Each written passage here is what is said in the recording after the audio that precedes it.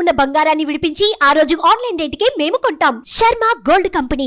Round కి మారుతున్న ఫలితాలు ప్రస్తుత పార్టీకి వైఎస్ఆర్ కాంగ్రెస్ పార్టీకి ప్రతికూలంగా ఉన్న వాతావరణం నేపథ్యంలో మనం తాడేపల్లి వైఎస్ఆర్ కాంగ్రెస్ పార్టీ సెంట్రల్ కార్యాలయం దగ్గర ఉన్నాం. ఇక్కడైతే పూర్తిగా నిర్మానుష్య వాతావరణం కనపడుతోంది.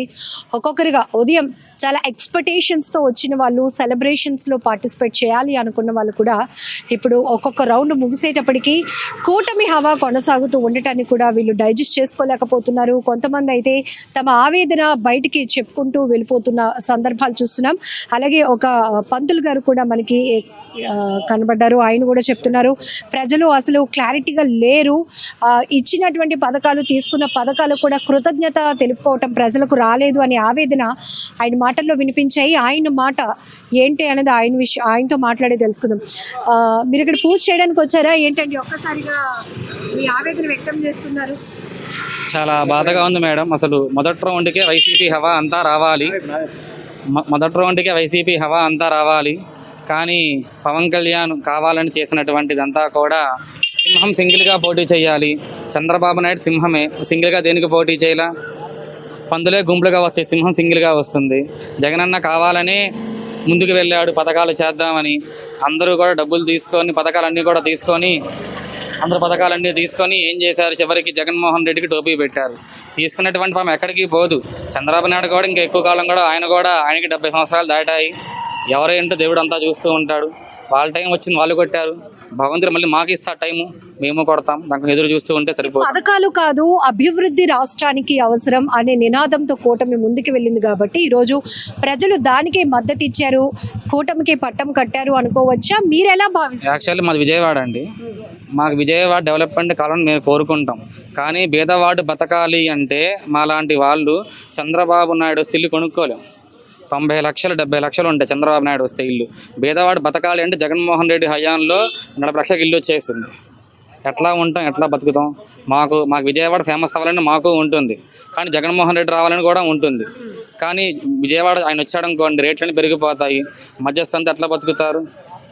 ప్రతి ఇంటికి 3కు మించే ప్రభుత్వం నవరత్న పథకాలు అందించింది. ఖచ్చితంగా మళ్ళీ ప్రజలు మమ్మల్ని అధికారంలోనికి తీసుకురావాలి అనుకుంటున్నారు అని. ఎక్కడ దాకా అక్కర్లా. మా ఇంట్లోనే మా తమ్ముడికి అమ్మఒడి, మా అమ్మకి ఫింక్షను, మాకు ఇల్లు, స్థలము, మా బంధువులందరికీ కూడా పథకాలన్నీ వచ్చాయి. అందరూ కూడా వైసీపీకి ఓటేసాము.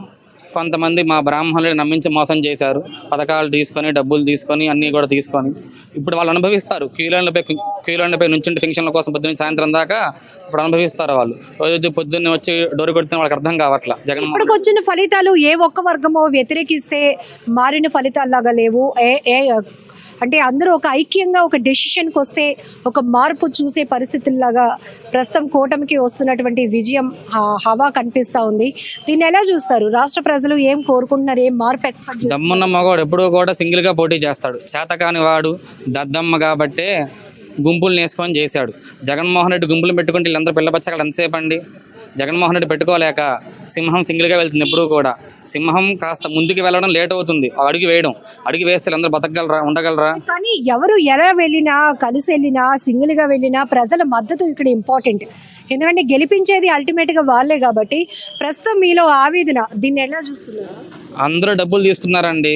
అందరూ కూడా డబ్బులు తీసుకున్న వాళ్ళు, తీసుకున్న ప్రతి ఒక్కరు వేయాలిగా ఓటు. పథకాలంతా ఖచ్చితంగా ఓట్లు వేయాలిగా. అందరూ డబ్బులు తీసుకుని జేబులు పెట్టేసుకుని వెళ్ళిపోయారు. అందరూ కూడా ఓట్లు టీడీపీకి వేశారు. ఇంకా వాళ్ళు ఏం చేస్తారు? జగన్మోహన్ రెడ్డి అభివృద్ధి లేదా? ఇప్పుడు మాకు విజయవాడ మాకు అభివృద్ధి జరగలేదా? విజయవాడ మాకు ఫ్లైఓవర్ జరగలేదా? మంగళగిరిలో ఆఫీసులు లేవా? గన్నవరంలో ఆఫీసులు లేవా? అన్నీ ఉన్నాయండి. అందరూ కూడా కావాలని డబ్బులు తీసుకొని టీడీపీకి ఓట్లు వేశారు. జగన్మోహన్ రెడ్డి డబ్బులు ఇవ్వకుండా అందరికి మామూలుగా ఉన్నాడు. సరే, ప్రస్తుతం ఇక్కడ ఉన్న పరిస్థితులు చూస్తున్నాం. ఒక్కొక్కరుగా వెనుదిరుగుతున్న పరిస్థితి. కొంతమంది మనసులోనే ఆవేదన వ్యక్తం చేసుకుంటూ కళ్ళ నిండా నీళ్లు నింపుకుంటూ వెనుదిరిగే పరిస్థితి అయితే మరి కొంతమంది ఇప్పుడు మనతో ఒక పురోహితులు మాట్లాడినట్టుగా ఆయన బయటకే మాట్లాడుతున్నాడు. ఎందుకంటే పథకాలు తీసుకున్నారు, ప్రజలు సంక్షేమాన్ని పొందారు, కానీ ఓటును మాత్రం కూటమికి వేసి తీవ్ర అన్యాయం చేశారు. ఇది కరెక్ట్ రిజల్ట్ కాదు, ప్రజల ఆలోచన ధోరణి కరెక్ట్ కాదు అనేటటువంటి అభిప్రాయం అయితే ఆయన వ్యక్తం చేస్తున్నారు. అయితే ప్రస్తుతం మనం చూస్తున్నాం ఒక్కొక్క రౌండ్ ముగిసేటప్పటికి దాదాపుగా ఇప్పటికీ ఉన్న ఫలితాలు పూర్తిగా కూటమి హవా కొనసాగుతున్నట్టనే కనిపిస్తోంది. ఎందుకంటే దాదాపుగా ఏదైతే 100కు పైగా సీట్లు ఆధిక్యంలో ముందుకు వెళ్తున్నటువంటి 3 పార్టీల కూటమికి సంబంధించి అది చేరుకునే క్రమంలో కూడా ప్రస్తుతం వైసీపీ పార్టీకి సంబంధించినటువంటి నెంబరింగ్ లేదని కూడా చెప్పొచ్చు. అయితే ఉదయం నుంచి కూడా గ్రాండ్ సెలబ్రేషన్స్ ఉంటాయి, సక్సెస్ సెలబ్రేషన్స్ ఉంటాయి అని చెప్పి పెద్ద ఎత్తున చాలా ఎక్స్పెక్టేషన్స్తో వచ్చిన ప్రతి ఒక్కరు కూడా ఒక్కొక్కరు తాడేపల్లి పార్టీ కార్యాలయం నుంచి వెనుదిరుగుతున్న పరిస్థితులు. ఈ నేపథ్యంలోనే పూర్తిగా ఇక్కడ రోడ్లన్నీ నిర్మానుష్యంగా కనపడుతున్నాయి. ఎందుకంటే ఇప్పటికే పటిష్టమైన పోలీసు భద్రత కూడా ఇక్కడ ఏర్పాటు చేశారు. ఒకవేళ సెలబ్రేషన్స్ కావచ్చు, ఏమైనా ఇబ్బందికర వాతావరణాలు ఉంటాయేమో కంట్రోల్ చేయాలి అన్న ఆలోచన. బట్ అలాంటి అవసరం లేకుండానే పూర్తిగా రోడ్లన్నీ నిర్మానుష్యంగా కనిపిస్తున్నాయి. మొదటి నుంచి మనం చూడొచ్చు, వైఎస్ఆర్ కాంగ్రెస్ పార్టీ 3 పార్టీలు కాదు కదా, 30 పార్టీలు కలిసి వచ్చినా సింగిల్గానే మేము వెళ్తాం, ఖచ్చితంగా ప్రజలు మాతోనే ఉన్నారు, ప్రజలు మమ్మల్ని మళ్ళీ అధికారంలోనికి తెప్పించాలి అని కోరుకుంటున్నారు అని బలమైన నినాదంతో ముందుకు వెళ్ళింది. అలాగనే ఖచ్చితంగా మళ్ళీ విజయోత్సవ వేడుకలకు సిద్ధమనే నినాదాన్ని అందరికంటే ముందుగానే ఇచ్చింది వైసీపీ. అయితే ప్రస్తుతం ఫలితాలు పూర్తిగా తారుమారుగా కనపడుతున్నాయి. ఏదైతే పవన్ కళ్యాణ్ రాష్ట్రంలో ఉన్నటువంటి పరిస్థితులు మారాలి, ప్రభుత్వ వ్యతిరేక ఓటు చేలనివ్వరు అని తీసుకున్నటువంటి ఒక డెసిషన్, దీన్ని సక్సెస్ సాధించారు అని ప్రస్తుతానికి ఉన్నటువంటి ఫలితాల ద్వారా ఖచ్చితంగా అర్థమవుతోంది. ఎందుకంటే 3 పార్టీలు కలిసి వైసీపీకి ధీటుగా పోటీ చేయటం అనే దాంట్లో మాత్రం ఖచ్చితంగా పవన్ కళ్యాణ్ సక్సెస్ సాధించారా అని 100% చెప్పుకోవచ్చు. ఎందుకంటే ముందు వరకు కూడా వైసీపీ హవా ఇది పోటీ సింగిల్గానే ఉంటుంది, మళ్ళీ వన్ సైడ్గానే వైసీపీ విజయ ప్రభంజనం సృష్టించబోతుందని కాన్ఫిడెన్స్ తర్వాత ఎప్పుడైతే చంద్రబాబు జైలుకు వెళ్ళారో అక్కడి నుంచి పరిణామాలు పూర్తిగా విభిన్నంగా మారాయని చెప్పొచ్చు.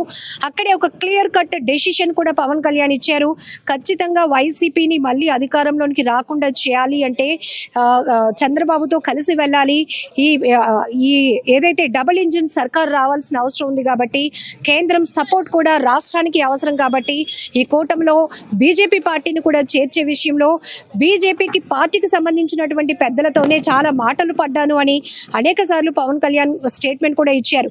ఇప్పుడు ప్రతి ఒక్కరు కూడా ఫోకస్ పవన్ కళ్యాణ్ మీదే నడుస్తోంది. పిఠాపురంలో అత్యధిక భారీ మెజారిటీతో దూసుకుపోతున్న పవన్ కళ్యాణ్ ఇటు రాష్ట్రంలో కూడా మరొక 5 ఏళ్ల పరిపాలనకు సంబంధించి ఒక సరికొత్త ఒరవడి క్రియేట్ చేయడంలో కూడా సూపర్ సక్సెస్ సాధించారు. దట్ ఈస్ పవర్ స్టార్ అనేటటువంటి నినాదాలు కూడా బాగా బలంగా వినపడుతున్నాయి.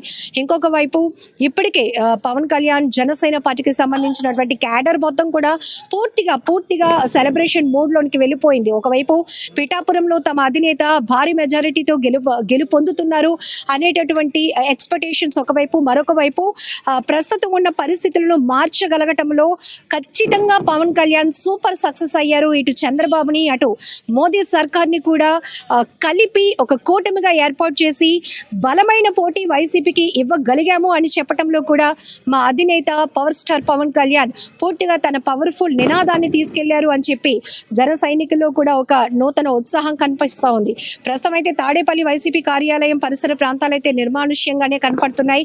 ఎవరు పార్టీ ముఖ్య నేతలు ఎవరితోనైనా మాట్లాడించే ప్రయత్నం చేయాలన్నా కూడా ఎవ్వరూ కూడా ఈ కార్యాలయానికి చేరుకునే పరిస్థితులు కూడా ఏమాత్రం లేవని చెప్పొచ్చు.